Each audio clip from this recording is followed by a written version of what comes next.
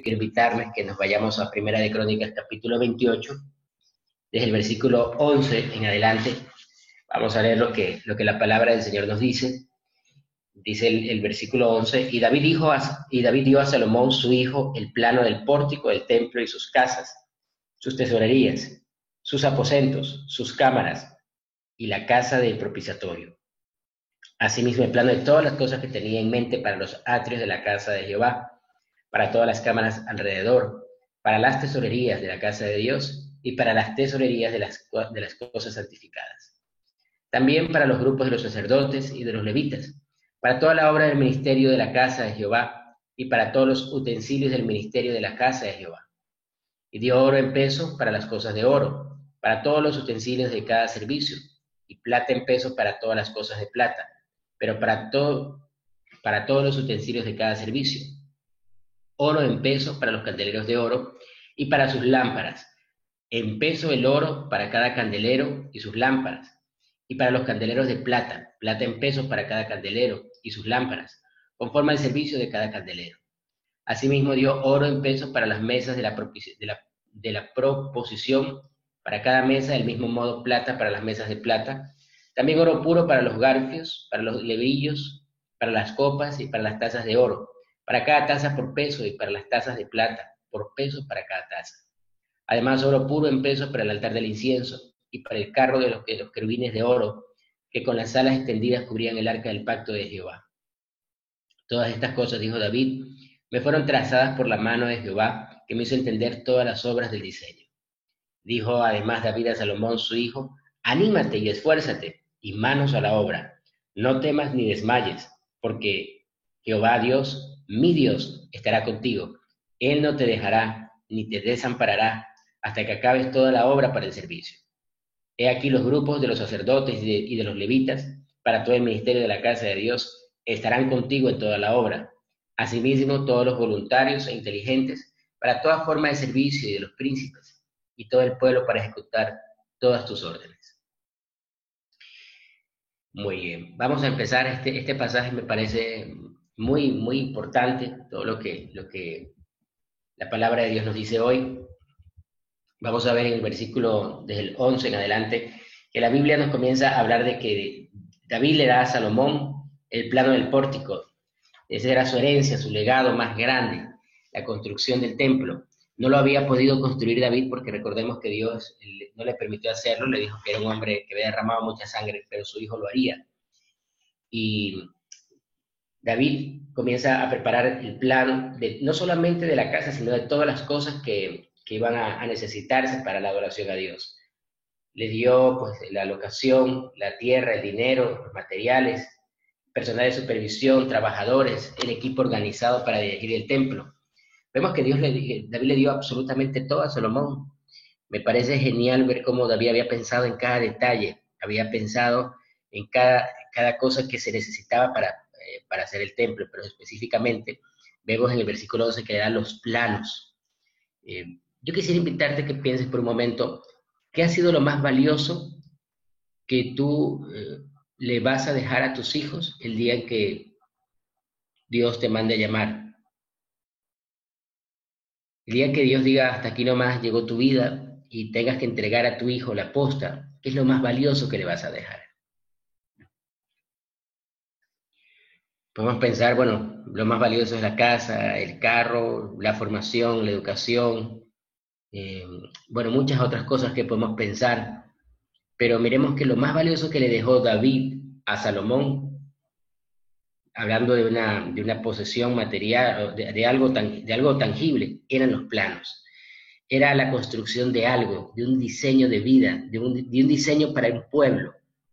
Porque no solo era el tema de hacer un templo, era algo que iba a cambiar la realidad del pueblo, iba a llevar al pueblo a volcarse hacia hacer ese lugar, pensando en que la presencia de Dios iba a manifestar en ese sitio. Miremos la trascendencia de esto. No es solamente un pedazo de papel, no era solo un papiro, era lo que contenía el papiro, lo que generaba en el pueblo. Y pienso yo que el rey David tenía un gran entusiasmo al hacerlo, y ese entusiasmo lo trasladaba a Salomón, y a todo el pueblo. Esto que te estoy dando, Salomón viene de parte de Dios, es para el Señor. Y David no solo pensaba en agradar al Señor y alabar al Señor, sino que David también pensaba en llevar a un pueblo a adorar al Señor, que el pueblo tuviera un espacio mejor para exaltar al Señor, que exista ahora una casa de adoración para el Señor.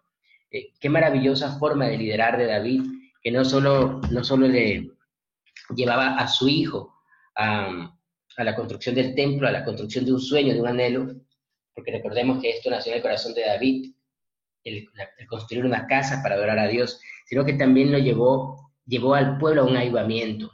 Yo quiero invitarte a que pensemos en que nuestras ciudades tienen que ser avivadas por hombres y mujeres que tengamos en nuestro corazón el querer hacer algo para Dios. Yo creo que todos los que estamos en la iglesia tenemos el anhelo de que el mundo conozca del Señor, de que más gente conozca de Cristo. Pero piensa por un momento, ¿cuál es el templo que Dios nos manda a construir en este tiempo?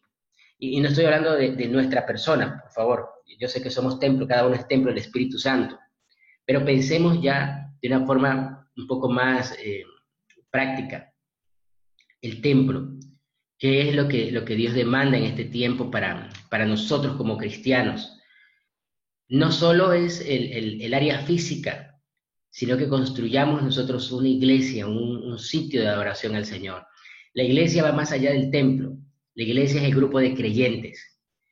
Y cuando hay un líder que está avivado, cuando hay un líder que está lleno de esperanza, lleno de amor y que quiere construir algo para el Señor, eso va a contagiar al resto de personas del pueblo. Yo creo que es muy importante que tengamos sueños, pero que esos sueños los pongamos delante de Dios. Y yo sueño que el Valle sea para el Cristo, que el sur de Quito sea para Quito, que sea para Cristo, que Guayaquil sea para Cristo, que Ibarra sea para Cristo, pero que no sea un eslogan. Yo creo que podemos lograr que nuestras ciudades realmente sufran una transformación total y plena hacia el Señor, pero depende de nosotros, de cada uno de nosotros, que cada uno piense, como le escuché a alguien una vez, que cada uno piense en su barrio como su parroquia, o en su ciudad como su parroquia, que cada uno piense cómo vamos a ganar más personas para el Señor, cómo vamos a lograr que la gente sueñe, anhele la construcción de algo para adorar al Señor. David lo soñó y llevó al pueblo a que se meta en él, y pues nunca lo vio el templo. David no vio el templo construido, pero sabía que su hijo iba a continuar su legado. Miren, tal vez hay sueños que nosotros podemos tener. No sé si Dios nos permita verlo. No sé si Dios nos permita ver el valle del Valle de los Chillos para aquí, para Cristo. No sé si Dios nos permita ver a Quito para Cristo. No sé si Dios nos permita ver Ibarra o Guayaquil para Cristo. Pero si nos vamos a morir, que nuestro corazón se vaya con la esperanza de que nuestros hijos tengan ese legado y en su corazón ese deseo de querer continuar la obra que nosotros le estamos dejando. ¿Cuál es el plano más importante que le estás dejando a tu hijo? ¿Cuál es el diseño más trascendente que quieres dejarle a tu generación? Dice un poco más adelante, bueno, así mismo el plan de todas las cosas que tenía en la mente para los atrios de la casa de Jehová, para todas las cámaras alrededor, para las tesorerías de la casa de Dios y para las tesorerías de las cosas santificadas. Acá en Guayaquil todavía seguimos haciendo cosas en la casa que Dios nos dio, y debo de confesarles que hay días que estoy pensando, me acuesto pensando qué voy a hacer, qué pared voy a tumbar, cómo vamos a hacer, y pensando qué más nos falta. Y comienzo a pensar, y pienso que es algo muy chiquito lo que estamos haciendo realmente acá, es algo insignificante al lado de la construcción del templo que hizo Salomón. Y me pongo a pensar cuánto tiempo le habrá tomado a David soñar con todo esto, cuántas horas de pensar y cómo lo vamos a hacer, y soñando y orando y poniendo delante de Dios su deseo de querer construir la casa. Que debe haber sido mucho tiempo donde David pensaba en todo, en lo macro y en lo micro. Porque vemos en estos pasajes que David no solamente pensó en la estructura grande, también pensó en las estructuras pequeñas. Dice la Biblia que él pensó en los detalles. Un poco más adelante dice en el versículo 15 y 16 que le dio oro y plata para las cosas de plata, para las lámparas, para los candeleros, para las tazas. Es que David era un hombre que pensaba en los detalles. ¿Cuáles son los detalles pequeños que tú piensas dentro de la obra del Señor?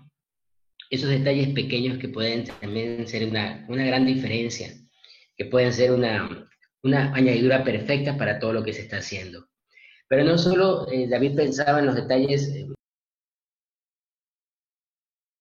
sencillos, vemos que el rey David pensó también en el factor humano, pensó también en el grupo de personas que iba a acompañar a Salomón a todo esto, y ya comenzó a organizar a los sacerdotes, los levitas, a organizar absolutamente todo, todo. No dejó un detalle, o tal vez fueron muy pocos detalles los que tal vez no dejó planificados, pero vemos según lo que escribe Crónicas, que él dio cuenta de cada cosa que había pensado y le dio a Salomón para poder construir, para poderlo hacer. Es impresionante lo que David hizo. Los ornamentos y todo lo demás, David lo tenía presente.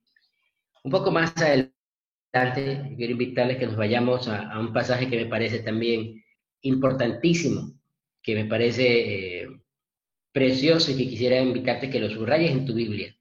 Dice el versículo 19: todas estas cosas, dijo David, me fueron trazadas por la mano de Jehová, que me hizo entender todas las obras del diseño. Yo no había caído en cuenta este pasaje, hoy día estudiando me di cuenta de estas líneas, que me parecen muy potentes, muy poderosas, muy tenaces, porque David reconoce que ese diseño vino de parte de Dios, y no solo que vino de parte de Dios, dice que el Señor las trazó. Ahora, no es que la mano del Señor cogió una pluma y comenzó a diseñar sobre un papel, o sobre un papiro en este caso, porque en ese tiempo no había papel.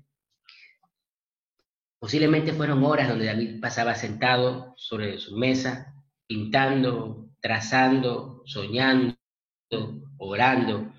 Fueron horas donde David, o tal vez días, semanas, tal vez meses, donde David pensaba y oraba. Y dice la Biblia que Dios le hizo entender, Dios le permitió entender todas las obras del diseño. O sea, David muchas cosas al principio no entendía, fueron momentos donde debió haber entrado en profundo tiempos de oración para comenzar a comprender. Yo quisiera invitarte que dentro de esto también pensemos, ¿cuántas cosas aún no entendemos por parte del Señor, de nuestra familia, de las cosas que el Señor nos ha llamado a hacer? ¿Cuántas cosas aún nos queda por explorar dentro del llamado que Dios nos ha hecho? ¿Y cuánto tiempo le dedicas a la oración para poder comprender lo que Dios quiere dentro del diseño de tu vida? Y es que a veces, miren, pensando un poco en esto, el ser humano tenemos todos de, la tendencia de lo fácil, de lo rápido, pero si nosotros nos damos cuenta y comenzamos a desmenuzar el pasaje, David debió haber tenido muchísimo, muchísimo tiempo de dedicación para esta obra. Una obra que él no vería, reitero, pero sin embargo sabía que su hijo la iba a continuar, y aún conociendo eso, siguió haciéndolo de corazón, siguió pensando, siguió ahorrando, siguió con el mismo ánimo. No dejó que esto lo desanimara. Y es que yo creo que si vamos a evangelizar, si habla de Cristo, o sea, si ya el mundo está tan corrompido, ya nos desanimamos. Yo creo que al contrario, debemos de animarnos en este tiempo. Porque es verdad que el diablo anda suelto, es cierto, y es puerco. Así es verdad, está suelto, es puerco y todo lo que quieras. Pero el Espíritu Santo también está suelto.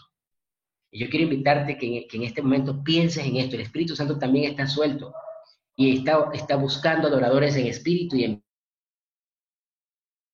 verdad. Adoradores que permitan que el diseño de Dios se desarrolle en sus vidas y que sean instrumentos para desarrollar el diseño de Dios en otras vidas. Así que en este tiempo no es momento para desanimarnos, es tiempo para nosotros decir: Señor, aquí está un instrumento tuyo, usa mi vida para bendecir a otros, usa mi vida para poder ser parte de tu obra. Y creo que, estoy convencido que tú y yo somos aquellos que estamos escribiendo Hechos capítulo 29 en esta época. Dijo además David a Salomón, su hijo: anímate y esfuérzate y manos a la obra. No temas ni desmayes, porque Jehová Dios, mi Dios, estará contigo. Él no te dejará ni te desamparará hasta que acabes toda la obra para el servicio de la casa de Jehová. Este pasaje tiene un olor, una fragancia fascinante.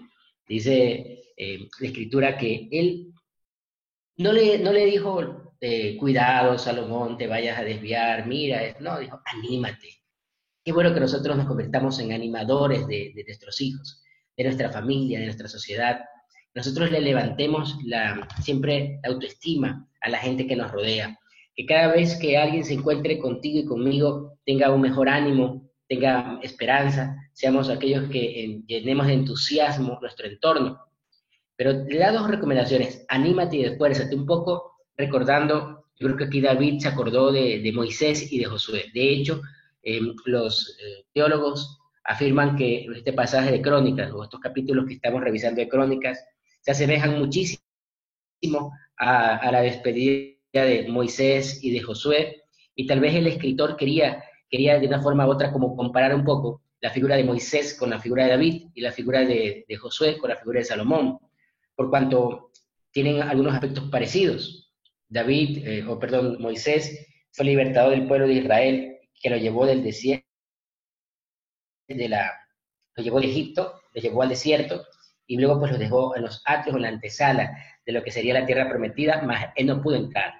De igual forma, David llevó al pueblo a la adoración y pudo hacer los planos del templo, pero no pudo conocer el templo.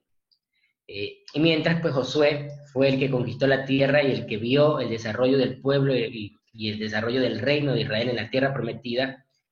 Igual Salomón fue el que cumplió el anhelo de construir el templo y ver al pueblo adorando en el templo. Un poco una figura parecida. Y le dice David a su hijo, anímate y esfuérzate, manos a la obra. Y no tengas temor, y no desmayes, porque Jehová Dios, y le hace una aclaración, mi Dios. Qué hermosa palabra, mi Dios, es mi Señor, es el que ha estado conmigo, Salomón, es aquel que ha estado cuidando mi vida y el que te ha cuidado a ti, porque cuando tú le dices mi Dios a tus hijos, le estás diciendo, ese Dios es el que te ha cuidado a ti, porque mi Dios es tu Dios también, es el Dios de nuestra familia, es el Dios que ha estado con nosotros. Qué bueno que tú le puedes decir a tus hijos, es mi Dios, es mi Señor, estará contigo. Él no te dejará ni te desamparará hasta que acabes toda la obra del servicio. Y aquí quiero hacer otro paréntesis. Mira, yo creo que es importante pensar, David estaba dejando ahora un legado a su hijo, un legado más que material, un legado espiritual, un legado que va mucho más allá de lo material, reitero. Él estaba dejando algo que iba a trascender en la historia humana, literalmente así. Pero también me pongo a pensar en lo que debió haber sentido Salomón, porque la obra no era fácil y debió haber sentido miedo. Posiblemente David le vio la cara de asombro a Salomón y por eso le dice, anímate, esfuérzate, no temas, porque posiblemente Salomón era un muchacho y obviamente le dio temor todo lo que tenía que hacer. Él no era un constructor, él no tenía tanta madurez como su padre, no había estado al frente de la administración, había visto cómo lo había hecho su padre, así que debía haber tenido un temor. Mal, el ser humano se llena de temor ante lo desconocido, ante lo nuevo. Sin embargo, David le dice, anímate, esfuérzate. Y haciendo un paréntesis con respecto a esto, Salomón debió haber tenido en su corazón miedo, tal vez susto, más sin embargo, en el fondo de su corazón, él sintió compromiso con las palabras de su padre. Él sintió el compromiso de la responsabilidad, porque tenía que continuar una obra que le había dejado por encargo su papá. Yo quisiera invitarte que pienses en tus antepasados. Hemos hablado mucho de los hijos, pero ahora piensa en tus padres. No sé si tus padres sigan vivos o no, pero todos hemos tenido padres o antepasados. Piensa por un momento si el legado o la vida que tú tienes los está honrando. Si está honrando tu vida, tu accionar, está honrando la memoria de aquellos que te formaron, aquellos que te dieron vida, de aquellos que tal vez no te dejaron un legado tan claro, pero que sí fueron un instrumento de Dios para bendecir tu vida y para traerte al mundo. Estás honrando la memoria y el legado de tu generación. Y aún mucho más allá. A mí me gusta mucho escuchar las historias de Roosevelt, de Ricardo, de Pablo Cano, que son aquellos que fundan Folk. Y me agrada escuchar, yo no sé, pero pues, me gusta escuchar cuando ellos cuentan y que van a las universidades allá en Colombia y las primeras misiones. Me agrada escuchar porque eso es nuestra historia, ¿no? Es si Dios no hubiera usado sus vidas, nosotros no conociéramos del Señor. Y yo creo que esas historias contienen un poco del ADN. Y yo los escucho, me quedo un poco callado, pero me pongo a pensar cómo habrá sido y todo lo que ha de haber vivido, las persecuciones que vivían, me cuentan en universidades donde había bastante comunismo, etcétera, etcétera. Y siento compromiso, me da mucho compromiso con personas que ya no están. Pienso en un Jay Ríos, que fue un hombre al cual conocí muy poco, pero lo poco que lo conocí me pareció un gran siervo de Dios. Y pienso en otros que ya no están aquí físicamente, ya partieron en la presencia de Dios, y me compromete mucho su entrega, porque son testigos de que ellos son testigos en el cielo. Ellos ya dieron todo lo que tenía que darse aquí en la tierra, y ahora nos toca continuar a los que quedamos.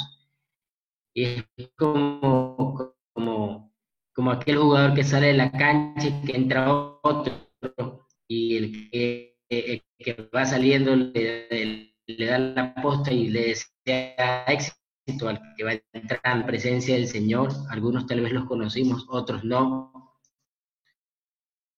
pero servir al Señor. Así que yo quiero invitarte a que también pienses en esos antepasados que su testimonio sigue vigente y sus obras siguen hablando de ellos. Hombres como Bill Bright, cuya labor fue maravillosa y aún se sigue recordando sus enseñanzas y se sigue recordando su obra por todo el mundo. Tú y yo tenemos un compromiso con Dios y con esos hombres y mujeres que dejaron un día todo para que el Evangelio llegue a nuestras vidas. Si ellos no se hubieran arriesgado, tal vez tú y yo no estuviéramos aquí. Y para finalizar, versículo 21, he aquí los grupos de los sacerdotes y de los levitas para todo el ministerio de la casa de Dios estarán contigo en toda la obra. Asimismo, todos los voluntarios e inteligentes para toda la forma de servicio, y los príncipes y todo el pueblo para ejecutar todas tus órdenes. Hoy el Señor, quiero decirles que nos dice un pasaje, nos dice un elogio muy bonito, sobre todo para todos aquellos que ayudan en la iglesia, para todos aquellos que sirven. Yo sé que aquí hay muchos que tocan en la alabanza, que están ayudando en el tema de la limpieza de la iglesia o en los ministerios. Dice la Biblia que son inteligentes, porque son voluntarios e inteligentes. Y es que cuando uno es voluntario en las cosas del Señor se vuelve una persona inteligente. Me perdonan, pero yo cuando comencé a conocer cuando no conocía los caminos del Señor era bien bruto. Ahora yo soy menos brutito porque el Señor, en la medida que uno va avanzando, va creciendo en la fe, Dios como que uno literalmente le va ayudando a comprender mejor las cosas. Cuando yo conocí en la vida cristiana, me acuerdo que me dijeron, ya te lavaron el cerebro. Y yo decía, oye, me lavaron el cerebro porque lo tenía lleno de cucarachas. Y es que literalmente cuando uno comienza a meterse en las cosas del Señor, Dios le va ayudando a uno a volverse inteligente y le va ayudando a comprender mucho mejor las cosas, pero sobre todo le va ayudando a entender que ya no estás solo y que la mente de Cristo comienza a formarse en tu vida y comienzas a pensar de una forma distinta. Dios dice que había un grupo de personas voluntarias, inteligentes, que iban a estar con Salomón, que iban a estar con él y que iban a ejecutar las órdenes. Pero este grupo de hombres y mujeres habían sido entrenados por David, habían sido formados por su padre. Y qué maravilloso saber que no estamos solos. A mí me gusta mucho pensar en que si pues mañana el Señor me llega a llamar, saber que somos un equipo y que, bueno, mi familia no va a estar sola, siempre habrá gente que como ustedes nos acompaña y que caminamos juntos y que pensamos siempre de la misma forma en cómo adorar y alabar al Señor y cómo poder cumplir lo que el Señor nos dio aquí en la tierra, la gran comisión, que debe de arder en nuestros corazones y debe llevarnos cada día a pensar que es el templo de este siglo, que es el templo que el Señor demanda en este tiempo. No es un templo físico, aunque también tenemos que ponerle cuidado al templo físico, porque también miren cómo Dios, a través de David, pensó en cada detalle pensó en cada espacio de tener un templo en donde se lo adore a Él y que sea digno del Señor. Nuestros templos también tienen que glorificar al Señor, físicamente hablando. Pero el templo más importante son las congregaciones, son las personas. Somos los grupos de personas que adoramos al Señor y que en este tiempo el Señor está levantando un templo nuevo y grande, maravilloso, allá en el valle, en Ibarra, en Guayaquil, en el sur de Quito y en muchas partes del Ecuador y del mundo. Querida familia, muchísimas gracias. Quisiera saber si alguien quiere decir algo, opinar sobre este pasaje o sobre lo que hemos hablado.